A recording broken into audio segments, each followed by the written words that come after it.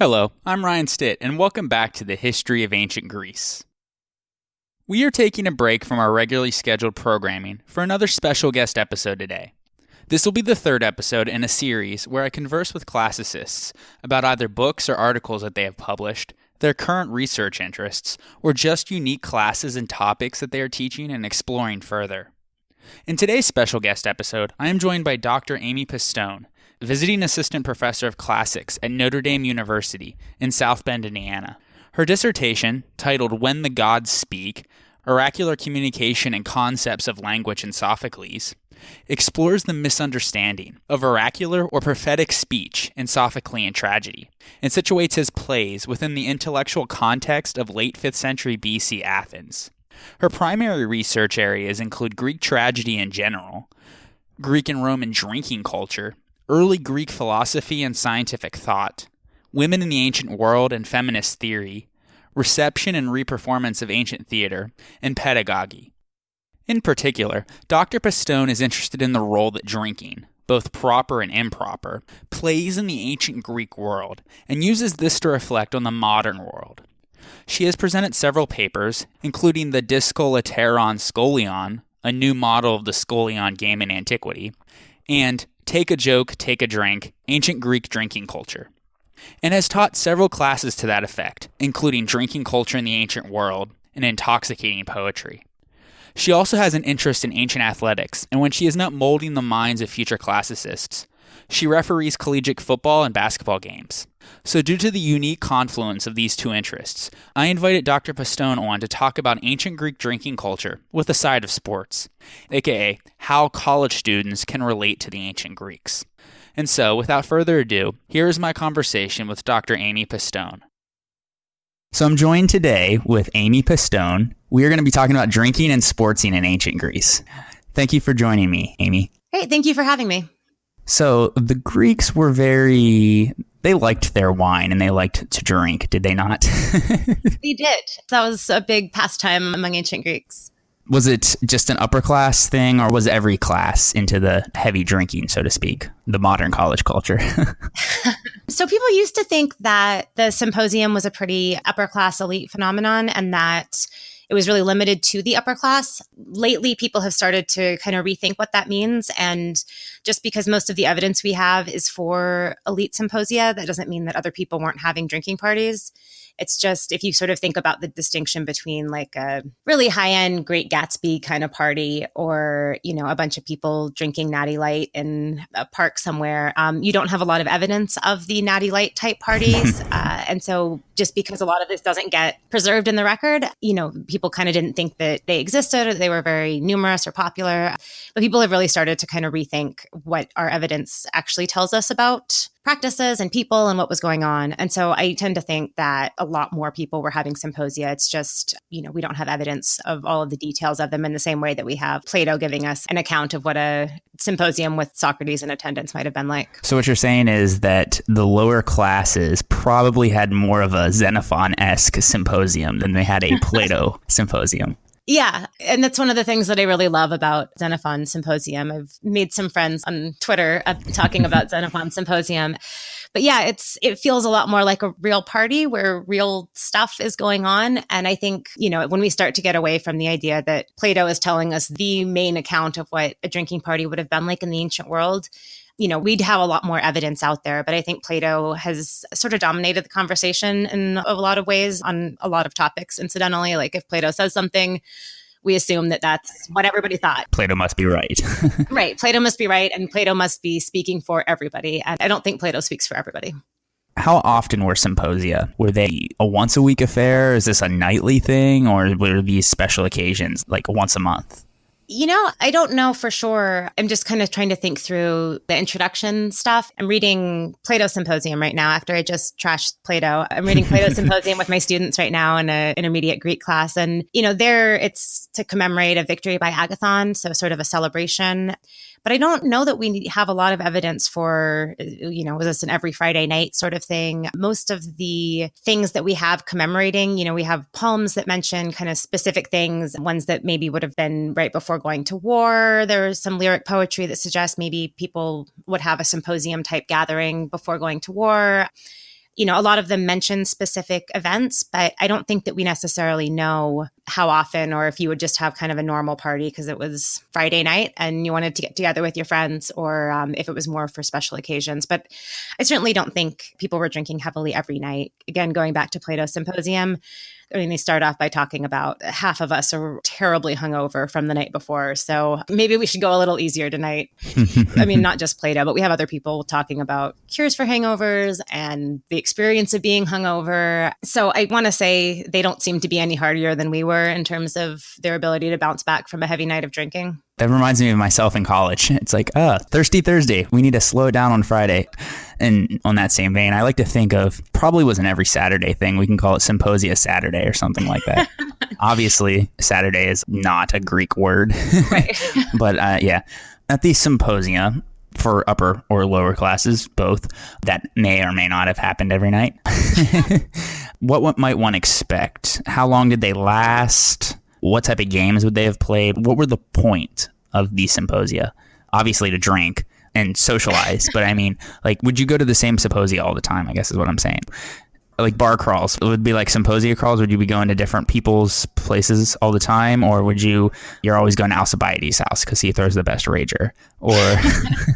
Well, our evidence suggests that Alcibiades spent an unfortunate amount of time roaming around the streets while he was drunk, which we can maybe come back to that. That was sort of the end part of the evening. But yeah, so normally you would get together, have dinner, and then you would go to sort of the drinking part of the night.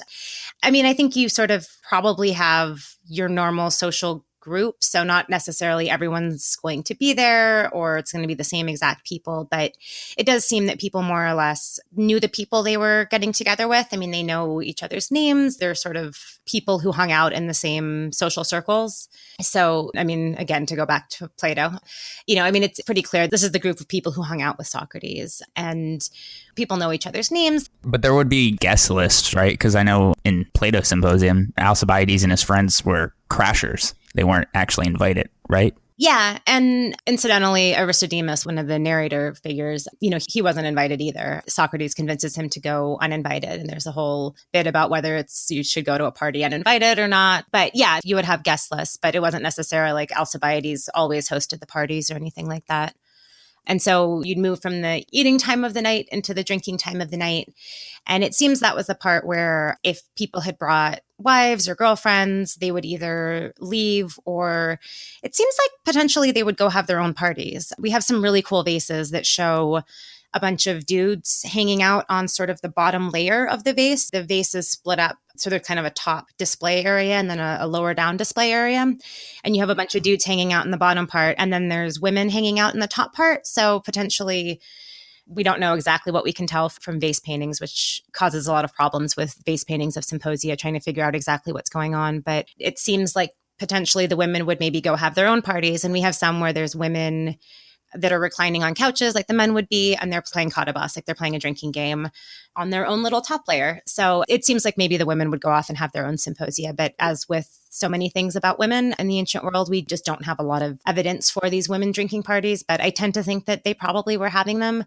Aristophanes spends a lot of time making jokes about women being drunk all the time. So I have to think that comes from some sort of, that women were having drinking get-togethers. They didn't just do it once a month or whatever during a festival. It was something that they must have had experience doing. Yeah. I don't think, again, just using sort of modern comparisons, I don't think you just go hang out with your friends and drink once a month and are totally okay with having, your husbands, your boyfriends, or having dudes night out and you're fine to just hang out at home and weave. I have a hard time thinking that that's probably what was going on. And so I tend to think that, the women might have been having sort of their own ladies' wine night situation going on as well. But like I said, there's a lot of gaps in our evidence. And so we have to sort of speculate and extrapolate from what we do have.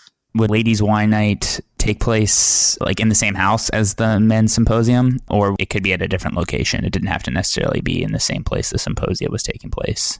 I don't think we really know. Again, the vase that I'm thinking of here, they're on the same vase, but in terms of what that can actually tell us, usually they just talk about sort of getting rid of the women, sending the women away. And so it's unclear exactly what that would have involved. So not necessarily a multi-layer party. Maybe, but I don't think we necessarily want to think of it as being like, the upstairs and downstairs party going on. But yeah, again, we don't really know a ton. So for these symposia, the guests would arrive. The host, did he provide all of the alcohol, all of the food, or was it expected for like guests to bring like, vintage 481 BC wine from Sicily? That was a really good year for Sicily. Yeah. No, the host would really be in charge of all of this stuff. And again, we have some pictures that looks like we have probably slaves who are carrying couches, like the cline, the couch that they would recline on, like slaves that are carrying some of these around, and looks like mixing the wine. And so it seems as though, that would not only take place in the place where the party was going to be going on, but these are drinking vessels and vessels that you might have around. And so sort of interesting that people would want the setup for the party to be depicted on their drinking ware. Like, I wouldn't really think of at a party that you would want to have a picture of you cleaning your house before your friends came over on your cups that you're using to serve people drinks. But, we have kind of a lot of these, a handful at least, of these pictures of people bringing couches around and getting everything set up. So, doing the mixing the wine and the proportions and everything. So we mentioned Xenophon and Plato have two very different accounts of the symposium. And obviously they're Athenian. And so a lot of our sources are slanted towards Athens, as it usually is for most things. But we do know that there were symposia in other Greek polis. Do we have any idea how dissimilar or similar they might have been? I'm thinking of, obviously, there was Etruscans. The Tomb of the Diver has some wall paintings in Poseidonia, which is Pistone. And I'm trying to think of what other evidence we have. But we know that it especially was popular in Magna Graecia and the Etruscans. So was it very similar? Was it dissimilar? Do we even know? I don't think we know much about, we know that these were still institutions. There's definitely a connection with Sicily. We have some references to particularly Cotobos, the game going on in Sicily. That seems to have a real connection to people. We can date it back to like 6th-ish century BCE.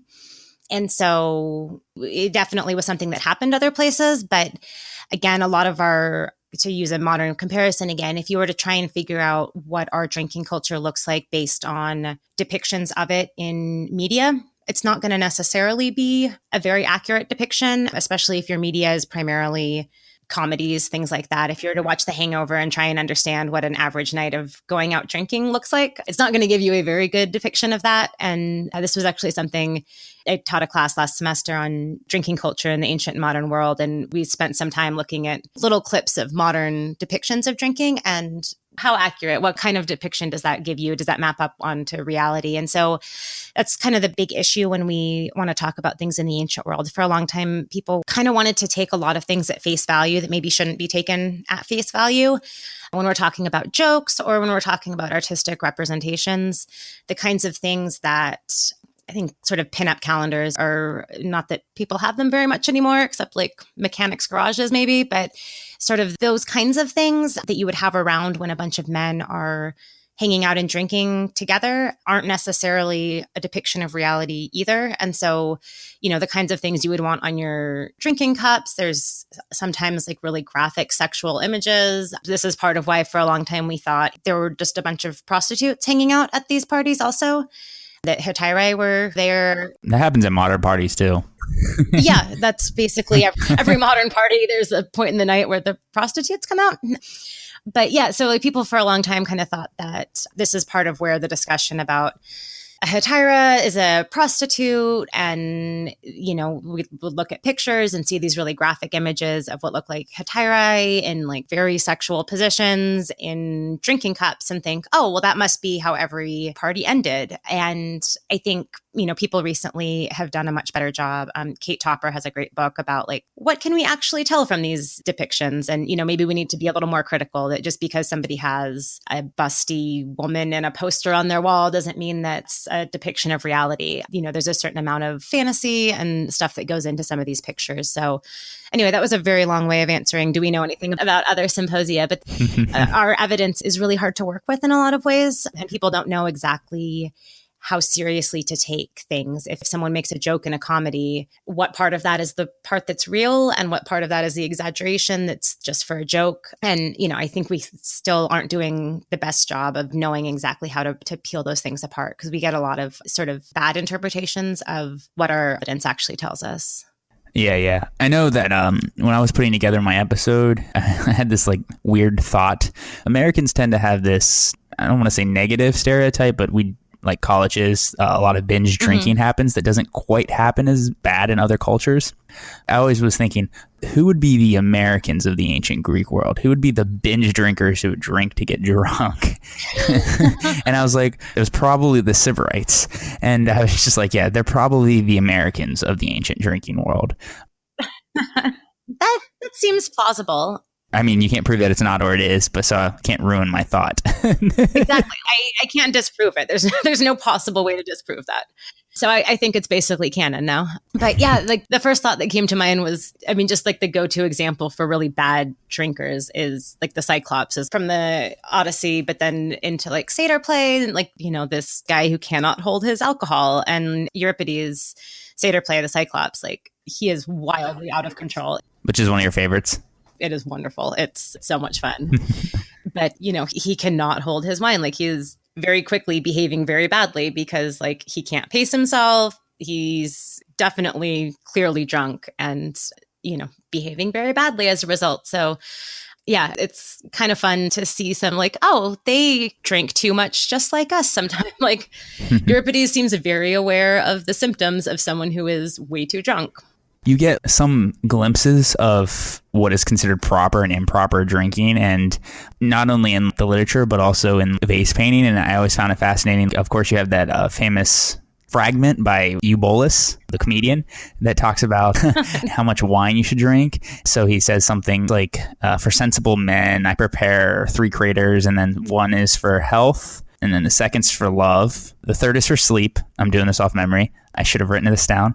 I remember this because I made a tweet about this. The 4th is for bad behavior. The 5th is for shouting. The 6th is for rudeness, like insults. 7th is for fighting. And then the 8th, which I find absolutely hilarious, is for breaking furniture. And I remember there's that famous vase image where you have people like swinging furniture around and smashing it. So it's, how often did people get to the 8th crater? If it warranted to be painted about, it must have happened quite a bit.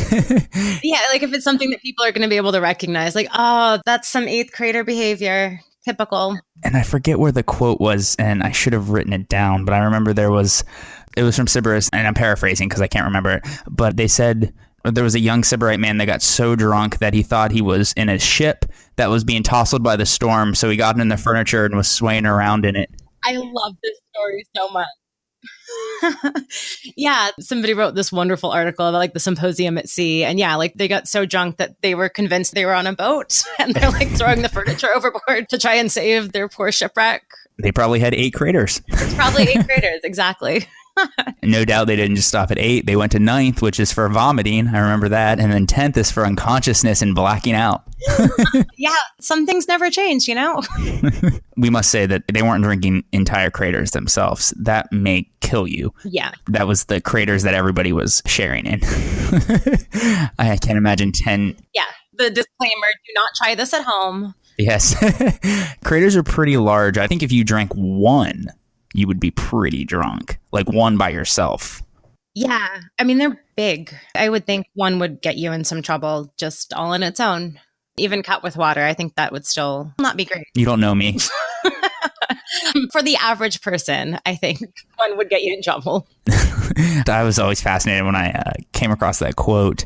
I remember vaguely hearing it back in the day when I used to be an academic still. And then when I came across it for making the episode, and then when I saw that quote, and then I immediately thought of that image, and I was like, this all makes sense now. I was like, why is this person swinging furniture? I was thinking, this makes no sense. And then I was like, yeah, he's so drunk. It makes so much sense suddenly. So, like, in addition to, we have our Xenophon, we have our Plato, that we have Lucian has a symposium, The Banquet of the Lapiths, sort of the subtitle for it. And it is bonkers because, it's this total satire of of a Plato style where you have all these different philosophers are there, and it reads just like Plato, except that like a totally overblown satire version, that you have like all these different representatives of these different philosophical schools, and there's one for each type, and there's a grammarian, and there's just like absolute caricatures of academics sort of, and they are having this party, and like it gets immediately out of control. Like people are, they're behaved terribly, and it ends like very violently. That's why, the characters are not lapiths or centaurs, they're philosophers, but like, they're behaving like monsters by the end of it. And there's sort of a line in it. It's something to the effect of what happens at a symposium stays at a symposium. It's like the first rule of symposium, do not talk about symposium. Kind of, yeah. Well, because you have like the same framing device where like you have people talking about the party. And one of the guys is like, I heard about this party that you guys had. And he's like, shh, bro, be quiet. Yeah. He's like, I heard that there was like bloodshed, like people were getting hurt. And there's like, wait, who told you about that? But yeah, I guess to the end that like, it's really bad form to talk about a drinking party, like when you're not there. Like it's absolutely the ancient version of like what happens in Vegas or whatever. Like you weren't invited for a reason. Yeah, you're not going to get invited back to the next party if you can't keep your mouth shut. And yeah, I cheated and looked up the Sicily affair, and yet you want me to publish it abroad and tell what happened when heads were turned with wine, when it all should be forgotten and the whole business put down to a god, Dionysus, who scarcely permits anyone to remain uninitiated in his rites and a stranger to his revels. And it just goes on. Like, don't you know how rude it is to talk about this stuff after? And so we get these little glimpses of the less classy sort of parties where people aren't giving these elaborate, beautiful speeches in praise of love, but like the ones where people are just saying dumb stuff and do not want anyone to mention it after they just wake up and cringing and hope everyone else forgot about it. So a typical Friday night in college, saying dumb stuff, heavy drinking, and don't want to remember it the next day. Yeah, wake up, check your text messages, and okay, I didn't say anything really stupid. I didn't text that one person. Okay, I think we're good. Yeah, like, minus the text messages, it seems like maybe they had a pretty similar situation then too. I guess in the ancient Greek version of that is they'd have to make sure that they didn't send their slave off with a message in the middle of the night. Oh, God, I could just imagine sheepishly asking their slave, like, so did I send you with any messages to anybody? No? Okay, good. Did I send you with the you up message to someone? Yeah, exactly. So you talked about the katabos. Do you want to elaborate more on that? I would love to. Sounds like it's the forerunner of beer pong. It absolutely, I haven't done technically the legwork to see if there's a direct connection here, but... You mean the arm work? Oh, you're so clever. Is that what they're paying you for? These clever one-liners? Yeah, so this is allegedly invented in Sicily. Like, I don't know if that's, I don't think anyone knows for sure if it actually is invented in Sicily or it was the sort of thing we wanted to chalk up to like those crazy Sicilians or whatever. But we have references like pretty far back. There's a poem of Alcaeus that talks about like drops of wine flying through the air, flying from cups or something like that. And so it's pretty old, but the basic premise is you would put like either the wine lees, there's a whole bunch of debate about this too, but you would put something from the wine, either the lees or like a little bit of wine in your cup, in your kylix, so sort of the shallower cups that have a handle. You would kind of put your finger through the handle and then you would flick it. I don't know why I'm acting this out. This is an audio medium, but you would flick it and you would try and hit something. So like there were two different versions. So what you're trying to hit varied, but the basic idea is you're putting some wine in a cup and throwing it at a target. This is where, if you thought I was a little dodgy with the evidence earlier, it's going to really go off the deep end now. So we have evidence that doesn't totally all make sense together. And most of our stuff comes from Athenaeus, who sometimes what he tells us doesn't really make sense, or we have like sort of conflicting information. So he's also from like the 2nd century AD or C, whichever one you want to use, 6 centuries away from like the classical Athenians and Sicilians and Italians. Yeah. Like, I don't mean to throw poor Athenaeus under the bus. Like, there's a big time difference there. I tend to think, and this is based on almost nothing except my own gut instinct, but I tend to think that probably suggests that Katabas wasn't still being played in his time because there wouldn't be so much confusion about the terminology. Like, he's a little all over the place with the terminology for the parts, like pieces that went into playing Katabas. And if people were still playing it all the time, I have to think he would know what the words were. Like if someone was talking about how basketball was played now, you wouldn't have people making up weird, like, the round bounce thing. And, people would kind of know what the words are. So I think maybe that suggests that people weren't playing Kata anymore, but I might also be making that up. It could have just evolved too, because, like back to beer pong. Beer pong actually started with paddles, and now barely anybody plays with paddles anymore. And every place you go to play, it has different rules. That is true. So it could just be that the rules that he knew of were different than rules that he's explaining. Yeah. Yeah, that is true. Though I don't think, and I would have to go back and read a little closer. I don't think he ever, if I were Athenaeus describing that, I would do the they used to do X, but now we do Y kind of move. And he doesn't do that. Because if I were giving a history of beer pong, back in the day, everybody played it with paddles. And now you usually just throw the ping pong ball. But, some people still play it this way or, anyway, that's neither here nor there. So Katabas, there were two different types of Katabas. So you had Katabas with a pole, and we have some awesome pictures that seem to show people playing and setting it up on base paintings and some things that archaeological finds that seem to be the pieces that were used for this. So it looks like you have a big pole, like a lampstand is what Athenaeus says about it. And then you have manes, and it seems to be some sort of we'll get to that. He's not super clear on what the manes are, but you have something. And so you try and knock a disc off, and it has to hit the manes on the way down and then fall into a bowl at the bottom of the stick. So you have this big pole, and then you knock something off, but you can't presumably the strategy is you can't just wing your wine lees or wine drops or whatever at it, because you would knock it off and it would go too far away. So you need a very gentle toss to get the wine stuff to land on the disc, which then falls straight down, hits the manes, and then goes into the bowl at the bottom. So that was winning this kind. That one's a little less clear, but we have this absolutely hilarious. It's just the sassiest. Again, I need to stop trying to describe visual things on an audio medium, but it's the little Katabas stand. And it's this sassy Katabas player with sort of hand on the hip and holding a kylix. And it seems to be a Katabas themed piece for playing Katabas, which is kind of really adorable. And we have some vase paintings that show this stuff too. So we think the manes were maybe some kind of a figurine that would go on the pole, and then the one that makes a lot more sense to everybody is sunken Katabas, and it was basically floating beer pong. You have a bunch of little saucers that were in water. They're floating in water, and you try and hit them and trying to sink them. And it seems like you only get points if you actually are the person to sink them. So it's sort of like a battleship crossed with beer pong kind of game. But Athenaeus says whoever sank the most got the prizes. So it seems as though if you get some gunk in the saucer, but it doesn't go underwater, you don't get the points for it. Yeah, that seems to be the two different ways of playing. But then it just goes off the rails. There's a plastinx is the disc that would be up at the top. And then he talks about what you're throwing are latages, maybe, which is either what's left in the cup, or maybe it's the sound that it makes if you hit it. We're not sure. And then sometimes Katabas is the name of the game, or it's the prize that's given, or it's the target that you're throwing the latages at.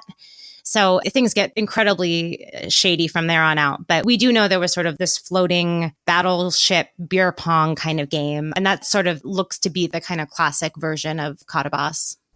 Is this a game they would have started playing after they were good and drunk? Or is this something they got drunk along the way? It happened all night? I guess my question is, if you have people throwing too much wine around, are they already sloppy drunk at that point and it's just a mess? I don't think we have anyone who talks about this, which seems like an obvious thing that you would want to talk about. I think I'm just basing this entirely on my gut. But this sort of U or sort of C-shaped, which people tend to recreate, what the clean would look like when they're all, they're kind of around the edges of the room. When they're relaxing on the couch, not relaxing, but inclined. Mm-hmm. When they're reclining and stuff. Yeah. And I tend to think maybe, it is the direction where you would have to have a door somewhere, but also that maybe the gap has to do with if you were going to play a game where you were throwing wine, you might not want to hit people on the other side, because it seems like this could very easily get very messy. Messier the better. Yeah, I guess. Maybe I mean, it's not like you could just throw stuff in the washing machine. So, and there was a group at the Westchester University of Pennsylvania where they did some experimental Cotabos and tried out like what size cups would be the best for it. And they did all kinds of tests about distance you were throwing it. And they tried out in the one with the pole and the one with the sunken Cotabos. But I think a pretty critical element is the effect on Cotabos play as people are getting drunker. Because as you're drinking, you're going to get significantly, that is a well-known pitfall of beer pong, that as you are winning, you stay at the table and you keep drinking and you get increasingly less good at aiming and hitting targets. So I think there is more research to be done on Cotabos since they were using undergraduate students. And I don't think you're allowed to serve them wine and see what happens. Yeah, that's a no-no. Yeah. So what would happen if you spilled, like if you hit the floor with your wine or if you hit somebody else? Do we know either? I mean, unless we want to think that's part of like how things ended up in fisticuffs on occasion. But yeah, I meant like, were they disqualified? I would hope they didn't fight over it. I don't know. If somebody threw a drink at me from across the room, I would have some strong words for them at least. Because I mean, in theory, you shouldn't, if you're good at the game, you shouldn't be getting wine everywhere. There should be a fairly small radius of, you're aiming for targets and all of the wine goes in the general vicinity of the targets. But let's be honest, if this was an 8-crater night. Yeah. Oh, I'm positive that people were getting messy. Yeah. But I don't think there's like a party foul rule in the ancient symposium, or not that gets preserved as far as I know. Though I really do hope somebody hears this and gets in touch with you or me and tells me about the secret drinking game rules that I have thus far overlooked. But yeah, I don't think we have any evidence about that.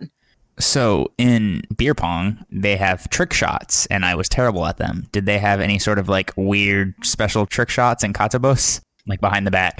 Yeah, they did not have behind the... So a Kylix is like a plate with handles on it.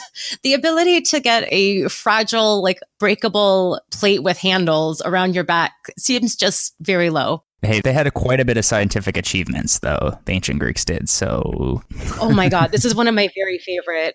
So we have this, and I don't know if there are like archaeologists who disagree with this interpretation. So it's a Kylix, but it doesn't have a foot at the bottom. The bottom of it looks like a top, like it's got like a point, but no foot. So you couldn't actually set it down anywhere. Like it wouldn't sit anywhere. It would kind of like tilt to the side. It was more like a bowl with a point at the bottom.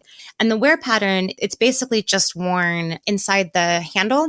It looks like it's a special cup for playing Katabas, like your own special Katabas cup. Because you couldn't really drink out of it very well. It wouldn't be great for drinking. You couldn't set it down, but it would be really great for it'd be less likely to break because, the stem is where things break a lot. And, like people have their lucky whatever that they, if you're playing sports or something, you have like your lucky socks, your lucky whatever. And like I kind of persuaded by the idea that it's somebody's lucky Katabas cup and they would just bring it literally just to play Katabas. So what you're saying is they were a ringer. Kind of, yeah. And like, I have no idea, like, because again, like nobody writes about it. So like, I don't know if people thought he was a douchebag for like, oh, dude, just use the cups that are here. Are you kidding me with this?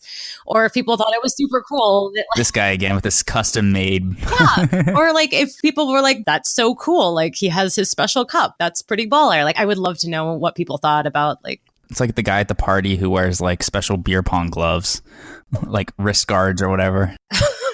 Have you seen that in real life? I have seen that in real life. That is amazing. I did purchase, it's like a holster looking thing that you can put it on a belt. You can hold your beer, like you can put a bottle of beer in your little like hip holster and carry it around. So you have two hands free for gesticulating wildly. And you can also carry your beer around on your hip. So it's like a fanny pack for your beer. It is way cooler. I think it's made out of leather. It is way hipper than a fanny pack. Thank you. Oh, but trick shots. Sorry, I did have a thing I wanted to say about trick shots. So you could dedicate shots to your beloved. And it is so that we have as an Athenaeus too. It's a fragment. I don't think people have any idea where it comes from in Sophocles, but he talks about Aphrodite's blonde wine lees echoes throughout the house, talking about like wine belonging to Aphrodite, which like properly wine should belong to Dionysus. But Athenaeus explains like this is because people like they kind of call their shot, like they dedicate their shot to somebody. And we have this amazing vase painting where there's this this woman who says, I throw this for you, Liagras. And it seems like she's like giving a little shout out to Liagras before she shoots her shot, which is kind of fun. Because again, like I think presumably it's supposed to be like a thing you would do to honor, like a flirty kind of thing. But you can also think about parallels now where it's almost a way of talking trash to like call somebody out and like, hey, this one's for you as a part of talking trash at a game. So, you know, I have lots of like weird, fantastical thoughts about exactly what these parties, you know, they involve a lot more trash talking when I imagine them than I think the traditional interpretation is. But I'm sure there was quite a bit of trash talking. I mean, even going back to Lucian, as you mentioned earlier, he does talk about Academus and being a chief instigator of a bloody rompus, as he puts it, and then led to, he broke his face or smashed his jaw, he gouged out an eye and had several broken teeth, and he made it seem kind of like this was a common occurrence when people started drinking too much at symposia. So if they were drinking too much, and they were, as you are, when you add competition and alcohol, it tends to... Yeah, things escalate a little bit. One of the things that sort of what first got me interested in symposium stuff in general was working on the Scholia game, a more verbal drinking game. But like so much of the culture around all of that, I mean, especially when you have people who are all of a similar social status, you've got all these people who in a lot of different ways are sort of jockeying for social standing or for favor. And, you know, there's a lot of other stuff that's going on aside from just, you know, whatever's actually happening at the party. There's people who want to get in with somebody, you know, in a sexual way, in a political way. You know, that there's just a lot of sort of politics going on in these settings. And, you know, the ability to sort of take a joke and to be able to like take it and dish it out is really something that is important in these settings. And we have tons of like kind of tangential references to these kinds of things in lyric poetry where people are talking about like what happens when people are drinking and what kind of behavior is going on. And there's a real focus on not being the kind of person who gets too upset or not being the kind of person that takes a joke too far. And, you know, the idea of what a gentlemanly character involves, like there's a certain amount of being able to talk trash and to be able to sort of dish it out and take it as well. I like to think of Scholia, these drinking songs, it's kind of like a modern rap battle where you see jesting going on and it's one-upsmanship. It can be very political, as you mentioned. Mm-hmm. The evidence that we have for drinking songs, were they very jovial in character, or what were the themes of them, I guess I should say? Again, going to our boy Athenaeus, which is where we get most of our actual information about this. He has this kind of confusing description. So basically, we have a couple different accounts of like, what is a scholion? So Athenaeus says, like, there's 3 types of songs that you sing at a symposium. There's the songs that all the guests sing together. There's the songs that the guests take turns singing. And then there's scholia, which are sung by the most intelligent guests in a random fashion. And the random fashion of it seems to be where the scholion meaning crooked. And so the randomness of it seems to be, but possibly other people say maybe it has to do with the difficulty, like the crookedness is sort of a way of getting at the difficulty of it. I was going to say, when I think of people drinking together and singing, it's always like in Boston, all the drunk people swing Sweet Caroline. And in the Deep South, where I went to college, it was like Sweet Home Alabama at every single party. Everybody got drunk together and everybody knew the words. I still know the words and I didn't grow up there. It just reminds us, like, were there scholion that everybody knew that it's that time of night. It's time to do it. Get pumped up and ramped. Let's just start singing our... It was in the rally committee at Berkeley, and it was sort of the school spirit group. And at midnight at parties, we would sing the Cal drinking song. And the fraternities had a different version that was different from the one that we sang, that like the beginning was different. And so depending like what group you were a part of, you had a different opinion about exactly how the words went. There was a kind of a call and answer spot at the beginning, and like at midnight, it was time, and somebody would just belt out the sort of call and answer, and you knew it was go time. So in terms of like what the songs that everyone are singing together or the singing by the guests taking turns, we have some that are sort of folk-y kinds of songs, but then it seems like potentially kind of a wide range of lyric poetry would be available for like, you know, you could sing a bunch of different poets' songs when it was, you know, we're all going around taking turns, things like that. But yeah, like there are some themes that it's a lot of, I think, well, I guess this isn't so strange for us, but sort of the carpe diem vibe of poetry feels a little darker to me in a lot of the poems and songs. There's a lot of like, we're going to be getting old and being old is the worst. So we better drink a lot now. And like, we're all going to die. Like, there's the idea that you want to seize the day. Talk about a buzzkill. Yeah. And it doesn't seem to bother people. I mean, it's a pretty prevalent thread through a lot of lyric poetry where like, I don't necessarily want to talk about impending death when I'm out drinking with my friends, but there's a lot of things that seem to come at that sort of carpe diem because we're all going to die and we need to be acutely aware of how we're all going to die. So we really cherish this moment. We're going to die, so let's drink those 8 craters. Pretty much. Yeah. Like there's just a lot of, sort of that Greek pessimism. Like they seem to me to be sort of a bleak thread that run through a lot of poems that were potentially, presumably sung at get-togethers like this. But the part where it gets weird is when we try and figure out what the scolion is. So we have the ones like everybody's singing. We have some that are attributed to like kind of well-known people that are these like more folksy sort of popular songs. So then we get this weird situation where apparently the scholia is super hard, but then people kind of thought for a long time, the sort of dominant theory was basically like you would just pass, like there was a myrtle or laurel or something, like some kind of a branch, and you would just pass it to someone and they had to pick up where you left off in the song, which isn't that different from a song that you go around the room in order, like to say that this is the most difficult kind of game because you just don't know when it's going to be your turn. It's not a super compelling argument. And you have to think creatively when you're drunk, which is very difficult. Well, and so that's the thing. Like, I think, and this is part of why I got interested in these, because this was my first big kid conference paper. It was the APA then, and I got one of these poems tattooed on me. I was very into scholia still am, but especially then. I would hope so if you have it tattooed on you. Yeah, that would be embarrassing if I changed my mind and decided I wasn't really that into it. Better than a boyfriend's name, I suppose. Yeah, that's true. At least it's in Greek. Nobody knows what it says. I can just tell them it means anything. So the other weird piece of evidence that we have is that we have a whole collection of a bunch of scholia, and they're these little 4-line things. And it just doesn't really make sense if we're passing around a song that we would pass around a 4-line song. That's, you just have to remember the next line. Like this game doesn't going to last very long. There's only 4 lines.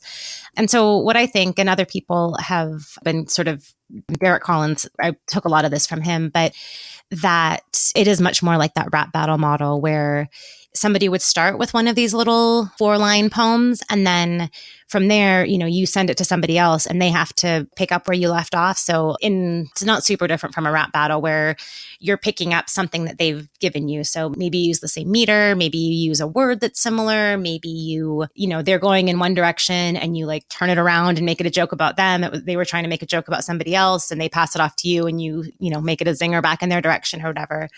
So, I mean, that would be what would make it so difficult is that, you have to think very quickly on the fly with whatever line, it seems like people could use any meter, any type of poetry, but you would need to have some sort of point of contact there. So you can't just be totally out of left field. Like it does need to work. And then, you send it to someone else and they need to be ready to go. So the closest modern comparison aside from a rap battle is like playing King's Cup, where, some of the things that you do in King's Cup with questions where you ask someone a question and they have to ask a question. And, there are clever ways to do that. And then there are kind of cop-out ways where, you have to respond with a question and you say like, what does that mean every time it comes to you? Like, it's not a very skillful way of playing the game. Technically, you met the requirements, but it's not a skillful way of playing the game.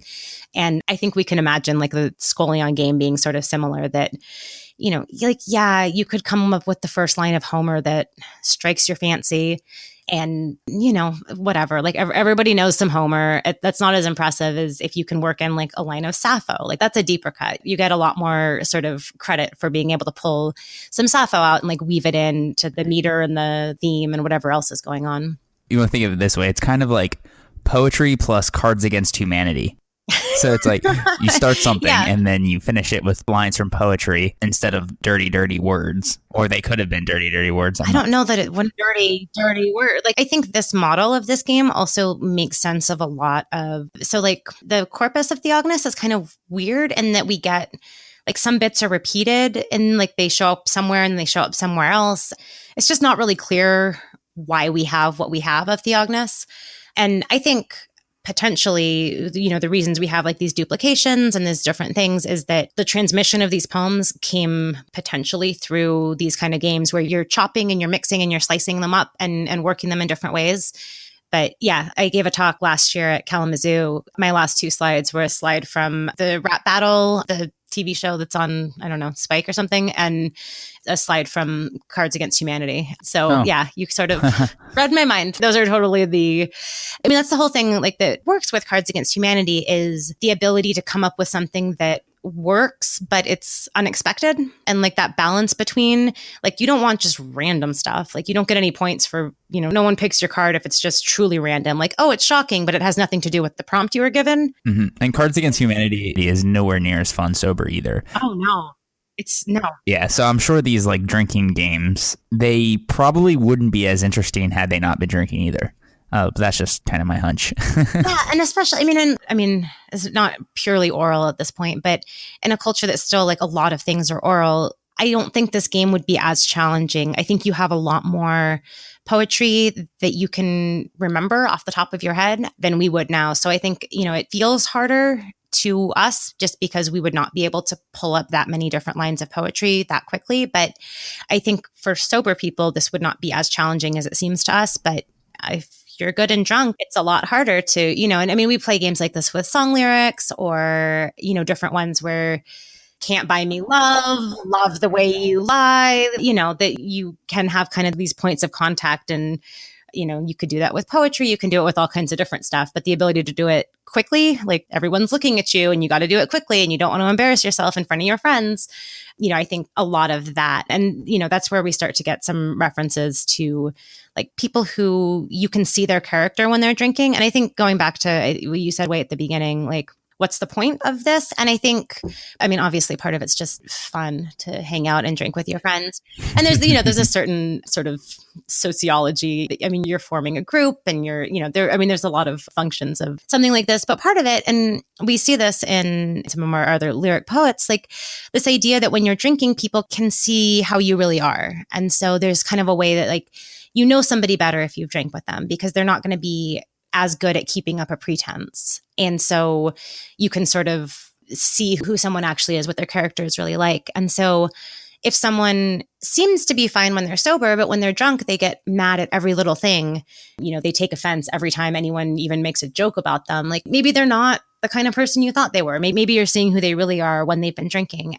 So I think these sort of competitive games, like these agonistic games, do serve that kind of function as well, that you're sort of seeing what people are made of and you can see what they really are at their heart. And I think it's some of the poems are Theognis, maybe Solon, but when you go to the party, don't drink so much that you can't keep yourself in control because you don't want everyone to see necessarily like what your real thoughts and fears and ambitions and things are. So this idea that there is a certain political calculation going on at these different gatherings, especially when we talk about elite gatherings where these are people who are making big decisions. And we still have the same idea now when if you're at a party where you really don't want to embarrass yourself because there's really important people here, but you also need to, this happens at academic conferences, the ability to be witty and to be clever and to be fun while you're drinking, but not to be too drunk, but also not to not drink at all when other people are drinking. Like there's kind of this fine line that I think we still have a lot of these same implicit assumptions about how, there is some thing that we see a value in being able to be witty and clever and entertaining and kind and good when you're drinking, when you're more likely to really be your unfiltered self. So we didn't really talk much about certain aspects of the symposia. We discussed it in my episode quite a bit, though, like the type of entertainment that you would find in Xenophon, for example, like acrobats and call girls, flute girls, that's what I meant. Like flute girls, like the, I guess they could be call girls. Well, so that maybe I do want to say one thing about that. Mention a little bit like how much women give us a problem when we're looking at evidence of the symposium, because we have, just as a quick tangential point, but people have thought that it's a call girl, that it's a prostitute. And again, I don't think we necessarily need to think of it that way. More like, oh, it's a sexy maybe lady, but like she's playing Cottabas with what is literally like a huge mixing bowl. It is the biggest, like a Katabas cup is supposed to be tiny and light and something you can flip with your wrist. And it's this woman who is naked and is reclining on and that was the other thing about playing Katabas. It seems as though you probably do it laying on your left elbow. All of our visual evidence seems to suggest that you do it while laying, like reclining and laying on your left elbow. So you have just like the logistics of it are weirder. Like, if you could sit straight up, I think you can get a better, like more lift, better angle. But so we have this picture and she's laying on her side. And I mean, the cup is literally like as big as her entire upper body. So obviously that's not a depiction of real life because no one could play Katabas with a cup that big. But like, we can't take all of these pictures at face value as like, this is definitely a snapshot of what happened. We have lots of these pictures there's one that has 3 women and they have kind of nicknames, like Smikra is one of their names. And people have kind of read them as being like stripper names, sort of like cute nicknames that you give a prostitute and being an equivalent of that. But people are leaning away from that more now and think the flute girls would potentially in some situations be available for like hire for sex work, but also not necessarily. Like some are just there to play the flute. And this idea that like flute girl is a euphemism for prostitute and hetaira is a euphemism for prostitute. And every single thing a woman can be is a euphemism for prostitute. I think we're starting to move away from that on a basic level. Like there's no possible demand for that many prostitutes. But also like, sometimes like you want music. It's not always a euphemism. And this is a big problem with our evidence from the symposium. So what you're saying is these images that we have, we should proceed with caution. And they're essentially, we can treat them like Instagram filters. They may not appear in real life as they look. Yeah. I mean, I think that's Instagram is not even close to real life. And I think, the same deal, like a lot of the stuff, like there are goofy things on vase paintings. Like just because you saw a picture of it doesn't mean it's real. Anyway, that's all I had to say was if I didn't make sure that hetaira are not prostitutes, Rebecca Kennedy will absolutely fire me out of a cannon if I don't make that very clear.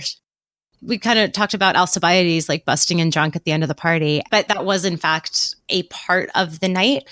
I don't think it was always part of the night, but it seems to have been like a known thing.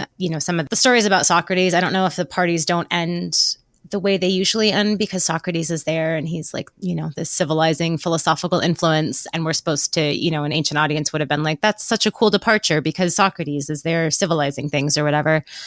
But the komos is sort of drunken procession, which I think people kind of like, the pub crawl move of getting drunk and being on the move, walk down the street, go over here. The booze cruise. The booze cruise, exactly. But, we've got loads of great vase paintings of komasts who seem to be kind of like drunkenly dancing and like not very sturdy on their feet. So typically how I normally dance. Exactly. And that's potentially, in the context of one of these where the mutilation of the Herms takes place.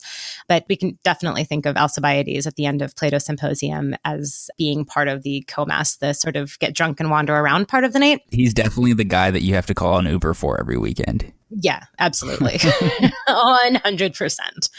But it continues on down through like 16th, 7th century London. Like there was a group, the Damned Crew or the Cursed Crew, that was known for just kind of getting drunk and roaming around and causing problems. And so, there's kind of a long tradition of the pub crawl, the booze cruise, the whatever you want to call it, of getting drunk and heading on the move. And so that seems like it could be the end of the night. It doesn't look like it was always the end of the night, but it seems like it certainly could be something that happened at the end of the night. Before we talk about sports, is there any overall lesson that we can take from like the symposia that tells us something about the way the ancient Greeks perceived their world? Why symposia in ancient Greece as opposed to like the Persians didn't have these that we know of? Like why did it develop in ancient Greece? I obviously don't have like the definitive answer, but when I taught this class, we started off by reading the Bacchae and thinking about how the Greeks conceive of Dionysus as sort of the embodiment of, among other things, wine, but, theater and transformation. And I mean, you've talked about Dionysus in the past already, but I think sort of this idea that there is a proper place and you can't get rid of what Dionysus represents, which I think in a lot of ways is a release from day-to-day stuff. I mean, I think, it's why people at the end of a long week want to go to the bar with their friends.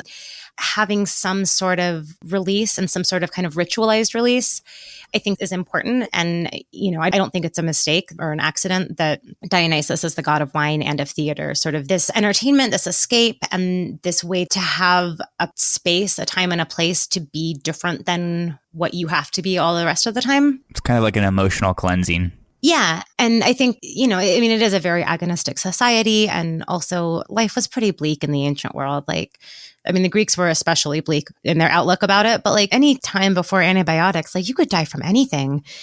So I think in a lot of ways, kind of the Greek response to that is sort of to stare into the abyss, to stare into the bleak of it all and figure out how to deal with that. So they're not in denial about the fact that the world is a pretty awful place, but I think they have a place. You can't be Dionysusing all the time, right? The Bacchae is such a wonderfully weird play, but part of it is about having the moderation. There's a time and a place to do your Dionysus thing, and it's at the theater festival or it's at the symposium. But if you're doing all Dionysus, turning it up to 11 all the time, that's not good either. That you have people who are driven out of their minds and violent and destructive. And so this idea that there's a time and a place for this kind of stuff, and it's important to have a time and a place is important. That's one of the reasons that I wanted to teach this as a class, that I think college students do a lot of drinking, but they don't do a lot of thinking critically about how and why and when and where we drink.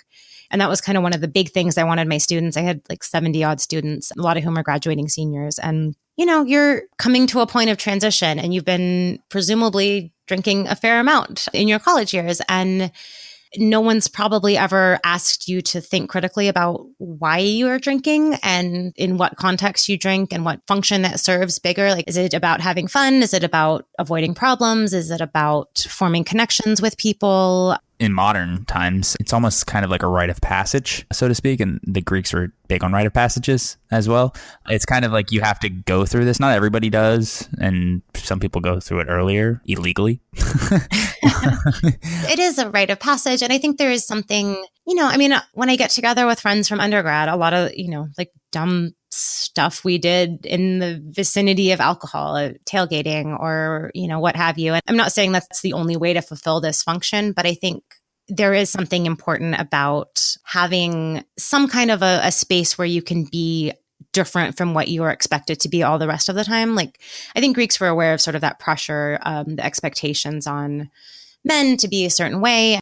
What those pressures are has changed, but we still have a lot of external pressures on people. And I think this having a place to be something different than that is really nice. And I don't think it's a mistake or I don't think it's a coincidence that people a lot of times have real heart-to-heart conversations when they've been drinking that they can't have when they're sober. They haven't been able to broach some topic or they haven't been able to talk about something. And, they can really have a heart-to-heart when they've been drinking. And, I think in a lot of ways, intoxication does open up a space for people to be something different than what they usually are. And so I think that's part of it in the ancient context. Ritualized spaces and activities. I think Greeks were into that. And in some ways, that is something that we don't necessarily have a lot of good ritualized spaces, but to move into the sportsing topic, I think that's one of the big kind of roles that drinking fills is in these ritual contexts. And football tailgating is a big place where you see people having a shared community experience. And alcohol shows up at weddings and communion. It has a lot of kind of ritual roles still. And I think this more anthropological component, the social component to it. All right. So these drinking games and these scholion games coincide well with just Greek society in general. It's very an agonistic society. And speaking of agons, the Greeks were also into sportsing, were they not? Sportsing, indeed they were. Yes. So the theme of this episode is talking about ancient equivalent of modern college culture. So we're going to talk about drinking in sports because that's stereotypical of every college person, although that's obviously not true. The Greeks loved sports as much as they love to drink. Maybe. That seems close to, yeah. So not only did the ancient Greeks love to drink, but they really love their sports. And as you mentioned, modern culture likes to tailgate. Did the Greeks also, before the Olympics or any of their Panathenaic festivals or any of their religious festivals, do we have evidence of tailgating taking place? What we would call tailgating. Obviously, it's a modern word. But the Greeks shotgunning a beer on the fields of Olympus. I don't think we do, but we definitely have. I mean, there's a lot of points of contact there. So, we have a lot of crosshairs and other things that have that seem to be given as prizes. They have very athletic prowessy sort of things on them. We have some Raytons that have sport type stuff on them. So there's definitely a lot of overlap, but I don't think tailgating as we think of it, though, being usually involved in some sort of bigger festival, religious context, there would be the eating and drinking part of the festivals, but I don't think we have a proper tailgate with brats and beer and all that. But yeah, I think in a lot of ways, sort of the general approach to sports being, it's the place you get to earn glory when you can't go to war, you can't earn glory on the battlefield. And so sports become a stand-in or a proxy or even training for, to keep people fit and ready to go for when they are needed in war. And so I think it's sort of this, sports being a way that you can earn chaos is a big theme through there. And so I think, a lot of that agonistic, that kind of jockeying for prestige and for honor that we see in the symposium, I think a lot of the same mindset undergirds sporting events where, there's a big sense of civic pride and, identity is really tied up in a lot of ways. It's a big deal for a polis to have a guy who won boxing or whatever, people would get rewarded by the polis and things. And so, that being a big deal and something that sort of vicariously, and this is one of the reasons that I'm so interested in sports in the ancient world is because I think sports in the modern world serve as our best proxy for that sort of civic pride. I'm from Northern California. I don't have any particular regional, my town is small. I don't brag about it to people other places because they don't know what it is. But sports fandom has really taken the place of a lot of that sort of civic pride that when we think about what does it mean to be a Spartan or a Corinthian or an Athenian in the ancient world, and there's so much more identity tied up there than we have with, we're much more mobile, our city isn't our whole identity. But I think sports is the one place where we actually do see that kind of identity. Well, it's still kind of like that, especially in the Northeast and some of the Eastern Coast cities, like Boston and New York and Philly. They're very parochial. When you think of what does it mean to be from Boston? What are the first things that come to mind? The Red Sox. Yeah. And even if you don't live in Boston anymore, that's a part of your identity that you take with you wherever you go. I'm a Red Sox fan because my father was a Red Sox fan and his father was a Red Sox. And you can see this all the time with Steelers fans, right? There's Steelers bars everywhere. That is something you pass down to your children and your grandchildren, and you set up a branch community in wherever you happen to live now.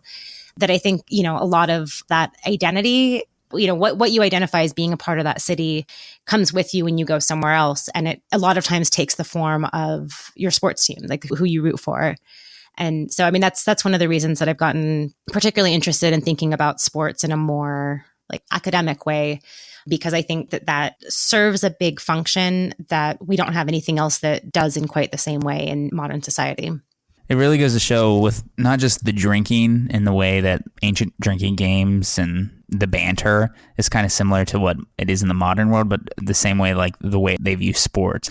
There's a lot of things about ancient Greece that are very foreign, foreign as in odd and weird to the modern senses, but there's a lot of continuity, or at least flecks of continuity. You can see just so much has changed, but at the same time, so little has changed. People are people, and people are connected relatively in the same things throughout history. Now we're connected by technology. It's quite different. Well, and, and I think, obviously it's not exactly the same thing, but, when we think about sports now, there is sort of a, the really major sporting places, people want to make a pilgrimage to a handful of places, those, to see a game at Wrigley Field or to go to a game at the Big House or whatever.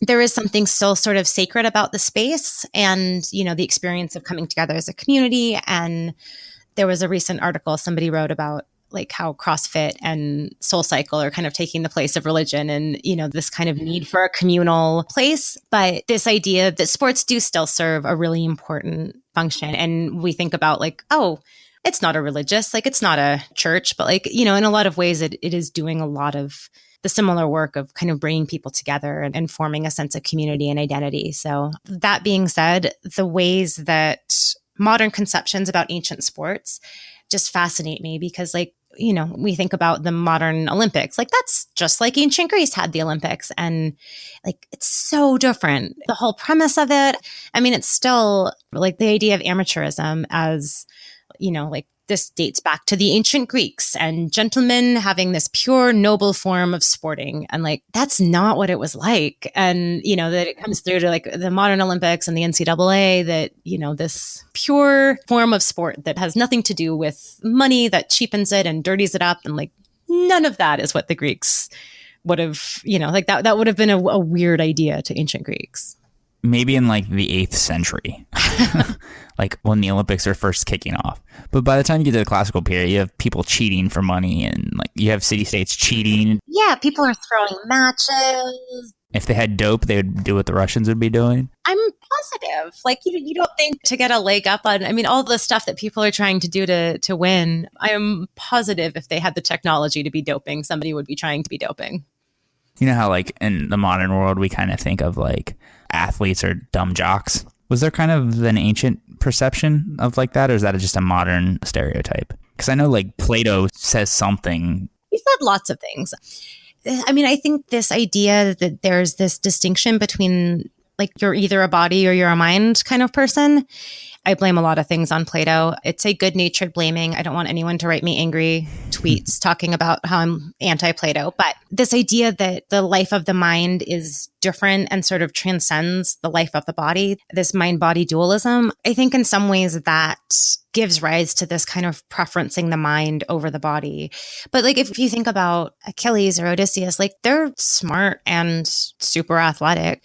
I think for so much, I mean, I wouldn't say like there's this break at Plato and it never comes back, but the idea that athletics and academic stuff should go hand in hand is a pretty strong thread through a lot of.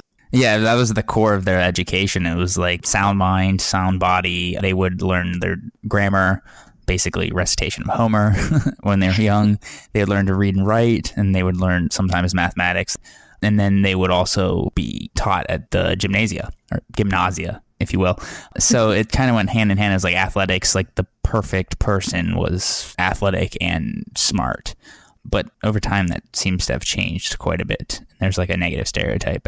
The philosophers valued athletics, but there's a few of them, more than just Plato, were anti like those who competed at the events. I think it was Xenophanes who said something about an Olympic victor, how empty his head was or something. Xenophanes said something. I can't remember what he said exactly, but I remember he said something because I had it in my podcast. And, that was like 2 years ago, though, when I covered it. Most people cannot be good at both. So it makes sense that you want the things that you're good at to be the most important things, right? And the fact that most of what gets preserved to us is the stuff that the brainier people were doing. We don't get a lot of writings of the jocks when they were not training for the Olympics or whatever. Like one of the most famous ancient athletes was Milo, and he was a pupil of Pythagoras, supposedly. So yeah. It's kind of interesting, that dichotomy.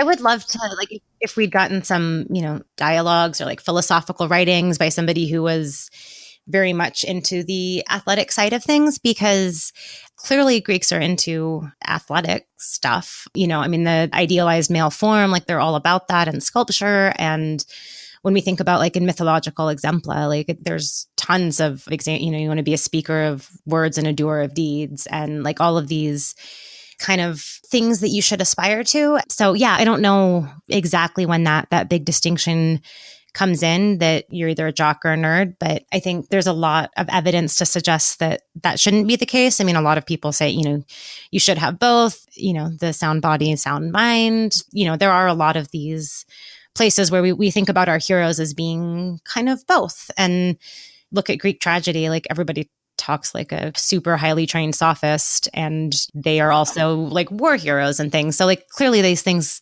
do coexist in a lot of places, but yeah, at some point there seems to be a big break between jocks and nerds. I'm curious if it had to do with the Romans and their distaste for athletics. They were lower levels of society and slaves were gladiators. Yeah, that seems very plausible. Where, yeah, it becomes more about entertainment and not about a higher pursuit. Yeah, and sort of the individual athletic prowess as being, we get like Pindar's is likening people to all kinds of major mythological exempla. And there's like this real elevation to sort of godlike status in the Greek world. Yeah, I wonder if it is kind of when stuff gets filtered through the Romans that we start to see this, because they're slaves that are entertaining the higher class people. It becomes less about the sport per se and more about the entertainment value of it. That begs the question, or brings it full circle. What distinguishes sport from entertainment? I guess it's different for the Greeks and it's different for the Romans.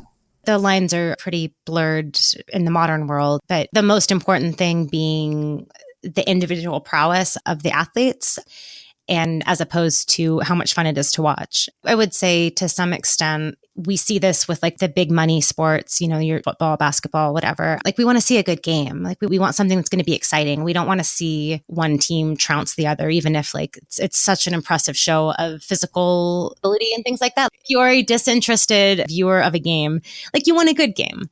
And as opposed to if we think about individual sports like track and field or something, there it really comes down to we want to see a person do the very best that the human body is capable of doing. We want to see Usain Bolt break the world record. Like, what is the best thing the human body can accomplish, as opposed to like, we want to see like a good and exciting event. And, I don't root for any particular NFL team. So like, I want the Super Bowl to be close and exciting, ideally like high scoring and real like back and forth. And if we think about modern examples too, like it's entertaining when cars spin out or catch fire or a hockey fight. There's spectacle that it's not about what's good. Like butt fumble stuff was hilarious. It is hilarious every time I watch a GIF of the butt fumble. Like it's entertaining, but it's not an impressive show of athleticism. I don't know. Like I can't think of any examples that we have of ancient Greek people being like, wasn't that hilarious when somebody like wiped out hard? And the hippodrome, the horse races, didn't they love when crashes happened? Because I remember Pindar talks about a chariot. There was one sole finisher of 41 total competitors, and the crowd went wild. They were basically demolition derbies, and the Greeks really liked them, just like the Romans did, because they were dangerous, deadly, and total catastrophic. But, because it seems like for the most part, at least what we have preserved is much more about like the glory and the chaos and the accomplishment and how great it is that people can do these things, which to my mind is very different. Yeah, but at the same time, these horses that we're doing in the hippodrome and the jockeys, they weren't actually like, they were Greeks, but they weren't like... Yeah, they're not really competing per se. Like the owner is sort of the one. Yeah, and the jockeys they're usually like lower class citizens. Yeah, I wonder if that has to do with it that, the owner of the horse is the one who like gets all the chaos for that, or the person who entered the chariots gets all the chaos for that. But yeah, that seems like one of the big differences between kind of sport and entertainment that, is it about the enjoyment of the spectator, period, full stop? Or is it about, the spectator is going to enjoy how great the athletes are doing? Or, there are plenty of sports that I only want to watch if something ridiculous happens that, I have no interest in spectating as a sport, but if something silly happens, I am there to watch it. I wish we had some accounts of like drunken spectators or spectators fighting in the stands. I wonder if we do. And, a lot of those, I feel like the problem, and I guess this sort of ties into both parts here, but I think because of, like you were talking about, the divide between like sports and intellectual activity. But I think for a long time, people kind of didn't think about sports as being as worthwhile a topic of like intellectual consideration, like in the same way that like, well, drinking is also not like a serious topic. Like you don't do serious scholarship about sports and drinking, that they're sort of seen as kind of lower forms of entertainment, lower forms of culture. And so, I think in a lot of ways, like it's only relatively recently in the history of classics that people have thought a little bit more deeply about like, no, these are important institutions. Like these meant a lot to ancient Greeks, and we have a lot to gain from thinking about these things juxtaposed with our own cultures. So, I think that is a nice shift, but it feels fairly recent to me that people have like actually considered this a worthwhile topic of study. Other than just like the Olympics.